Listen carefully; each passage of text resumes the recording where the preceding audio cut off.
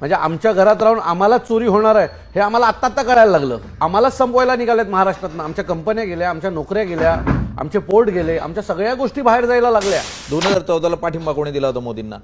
तुम्हीच दिला होता. आम्हाला काय माहिती की ह्या सगळ्या गोष्टी करण्यासाठी ते येत आहेत म्हणून. म्हणजे आमच्या घरात राहून आम्हालाच चोरी होणार आहे हे आम्हाला आत्ता आत्ता कळायला लागलं.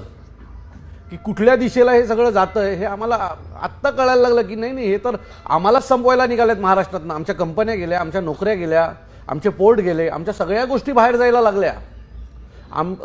खरं तर महाराष्ट्रातली इंटरनल जी कनेक्टिव्हिटी आहे ती उत्तम व्हायला पाहिजे होती, पण आमची कनेक्टिव्हिटी ही गुजरातकडे वाढायला लागली. आज गुजरात बडोदरा हायवे झालं, बुलेट ट्रेन आली, तिथे एका रस्त्याला 3 वेगवेगळे हायवे झाले.